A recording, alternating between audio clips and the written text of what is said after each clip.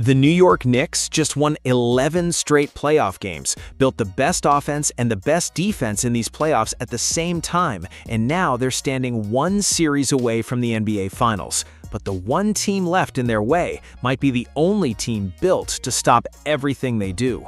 Welcome to Hoops Pill. If you're new here, hit subscribe, drop a like, and stay locked in because this breakdown goes deep. Here's the thing about New York's path that nobody is actually addressing honestly. Atlanta, Philadelphia, and Cleveland got them here, and those numbers look incredible on paper, but the Spurs just survived a 7-game war against the defending champions and came out looking like the better team by the end of it, which tells you something real about what the Spurs are and what this series is actually going to require from the Knicks to get through. The first battleground is Jaylen Brunson versus the entire Spurs defensive system, and this is where New York is fundamentally different from every team San Antonio has faced so far, because the way the Spurs dismantled OKC was by shrinking the floor, crowding the paint, and daring weak shooters to beat them. And that strategy worked because SGA was surrounded by guys who just could not punish them from deep. But Brunson is a completely different puzzle. He shoots 40% from 3, he pulls up off the high screen without hesitation, and if you go under, he will step into that 3 and knock it down every single time. What makes this even more complicated for San Antonio is that the shooters around Brunson are legitimate. This isn't a supporting cast with 1 or 2 capable guys on the perimeter. Mikal Bridges can shoot, OG is a legitimate sniper, Karl-Anthony Towns might be the best three-point shooting big man the sport has ever produced, and even Josh Hart can find a rhythm. So shrinking the floor is not a clean strategy against New York the way it was against Oklahoma City, because the Knicks will punish you from everywhere. Now, when you look at the individual matchups for Brunson, none of the Spurs defenders have a clean answer either. De'Aaron Fox has allowed him to shoot 1.17 points per shot on 58% true shooting over the last 3 seasons. Julian Champagnie has been even worse, giving up 1.28 points per shot on 64% effective field goal shooting. And while Steph Castle is the logical primary option because of his length and physicality and the fact that he just defended the MVP last round, even Castle at his best is not going to stop Brunson from creating uncomfortable situations for this defense every possession.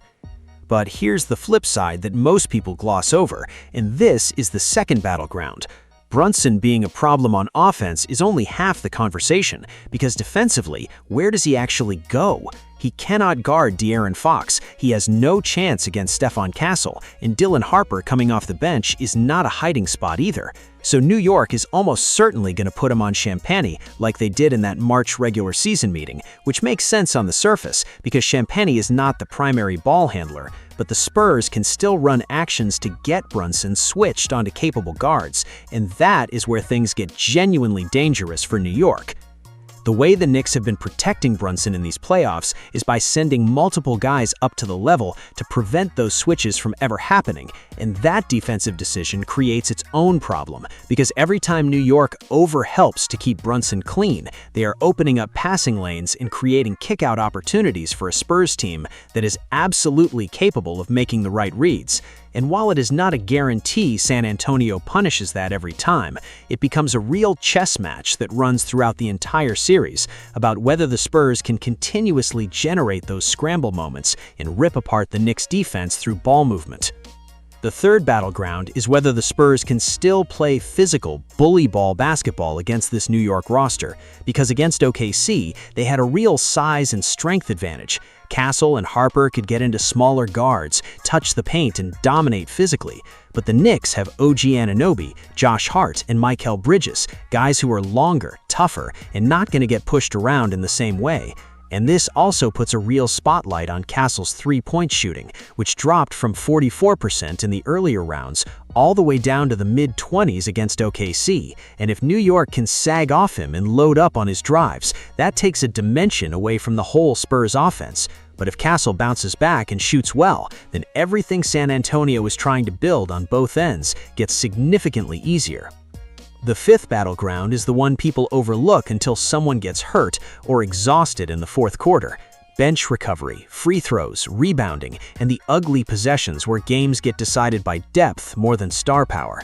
The Knicks have had over a week off, while the Spurs just came out of a brutal 7-game series, with Fox playing through a sprained ankle. But the final schedule actually gives San Antonio longer breaks between games, which levels that fatigue factor. And what might actually matter more than rest is rhythm, because New York started Game 1 against Cleveland completely rusty and were lucky enough to overcome a massive deficit. Against this Spurs team, that same slow start likely ends your night before the fourth quarter even begins.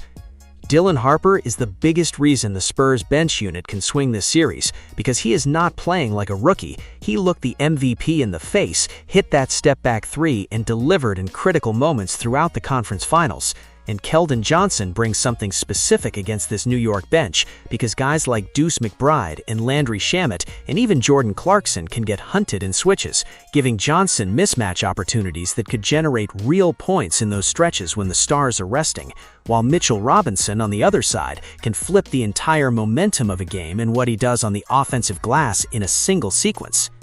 Now we get to the fifth battleground, and this is the one that actually determines everything else: whether New York can drag Victor Wembanyama away from the paint. Because as long as Wemby is living near the rim on defense, the Knicks are running into a 7'4" one-man zone on every single drive. Even when they beat their man clean on the perimeter, the basket is still protected. And that has been the foundational element of this entire Spurs defensive system all postseason long. But Karl-Anthony Towns is the specific weapon New York has that OKC simply did not. Towns can shoot from 25 feet, he can post up whoever the Spurs put on him, he can rebound at the 5, and if Wembanyama has to genuinely respect him on the perimeter, then the entire San Antonio defense has to restructure itself. But the counter to that is serious. Wemby has shot 1.03 points per shot against Towns in his career, and Cat is far too valuable offensively to risk getting into foul trouble, which is why OG Anunoby may actually be the most important defensive piece in this entire series, because in Wemby's career against OG, he's only generating 69 points per shot on 34% effective field goal shooting, and OG has the strength to hold his ground, the lateral quickness to stay in front on face-ups, and the length to bother the jumper. The real chess match running underneath all of this is specifically about Josh Hart, because the Spurs are almost certainly going to let Wembanyama roam off of Hart and act as a free safety near the rim, keeping him in the most damaging position on the floor. And the Spurs' bet is that Hart cannot make enough threes consistently enough to force them to abandon that strategy.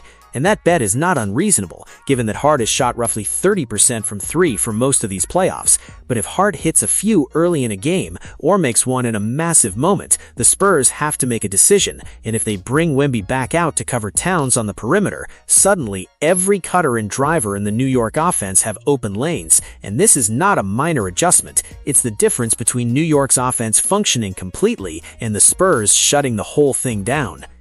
This series is going to be decided in the final moments of the final game, and when you weigh everything, the rest advantage, the matchup problems, the depth questions, the shooting variance, the Spurs' defensive system is simply the most trustworthy thing in this entire playoff bracket, because New York is phenomenal, and they will absolutely make this a war. But if Josh Hart cannot consistently punish that coverage, if San Antonio keeps Wembanyama near the rim, and if they can continue to generate defensive breakdowns through ball movement and Brunson hunting, then the best player in this series and the best defensive infrastructure in the NBA are going to be too much.